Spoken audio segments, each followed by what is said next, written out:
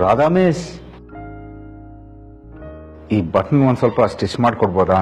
Loose ಆಗಿದೆ. ಗುಂಡಿ loose ಆಗಿತ್ತಾ? ನೋಡ್ಲೇ ಇಲ್ಲ. ಬೇರೆ ಶರ್ಟ್ ಇಸ್ತ್ರಿ ಆಗಿದೆ, ತಗೊಂಡ್ ಬರ್ತೀನಿ.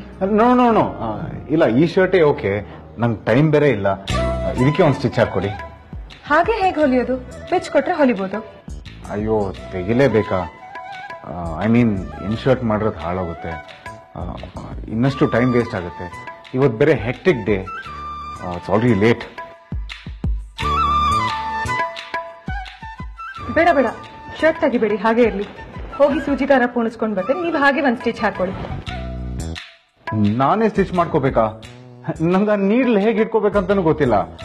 ಸ್ಕೂಲಲ್ಲಿ ಕೂಡ ಬಟನ್ ಕಿತ್ತೋದ್ರೆ ಅಮ್ಮ ಅಥವಾ ಸಿತಾರ ಅತ್ತನೇ ಹೊಲ್ಕೊಡ್ತಾ ಇದ್ರು. ನಾನು ಹೇಳ್ಕೊಡ್ತೀನಿ ಬಿಡಿ. ಅಯ್ಯೋ, ಕಣ್ಣಿಗೆ ನಾನು ಚುಚ್ಬಿಟ್ರೆ? ಕಣ್ಣಿಗೆ ಯಾಕೆ ಚುಚ್ಚುತ್ತೆ? ಹುಷಾರಾಗಿದ್ರೆ ಏನೂ ಆಗಲ್ಲ. ಇಷ್ಟು ದೊಡ್ಡ ಕಂಪನಿ ಸಿಇಒ ಒಂದ್ ಸೂಜಿಗೆ ಹೆದ್ರದ? ಇದೆಲ್ಲ ಗೊತ್ತಿರಬೇಕು. ಪ್ಲೀಸ್ ಗಣೇಶ, ನಿನ್ ಭಕ್ತಿಗೆ ಸ್ವಲ್ಪ ಹೇಳಪ್ಪ. ಲೇಟ್ ಆಗಿದೆ, ಸ್ವಲ್ಪ ಹೆಲ್ಪ್ ಮಾಡೋದಲ್ವಾ? ಯಾಕೋ ನಿನ್ ಭಕ್ತ ಟಿಪಿಕಲ್ ಗಂಡನ್ ತರ ಆಡ್ತಿದ್ದಾನೆ ಅಂತ ನಿನಗೆ ಅನ್ಸಲ್ವಾ ಗಣೇಶ? ಸೊ ಏನ್ ಸೊ? ಆಲ್ ರೈಟ್, ನೀವೇನ್ ಸ್ಟಿಚ್ ಮಾಡ್ಕೊಳ್ಳೋದು ಬೇಡ. ನಾನು ಸೆಕೆಂಡ್ ಬಟನ್ ಓಪನ್ ಮಾಡ್ಕೊಂಡೇ ಹೋಗ್ತೀನಿ. ಆಲ್ರೆಡಿ ಎಷ್ಟೊಂದು ಹುಡುಗಿರಿಗೆ ರಮಣ್ ಮೇಲೆ ಕ್ರೇಜ್ ಇದೆ. ನಾನೀಗ ಹೀಗೆ ಹೋದ್ರೆ ಇನ್ನಷ್ಟು ಹುಡುಗಿರು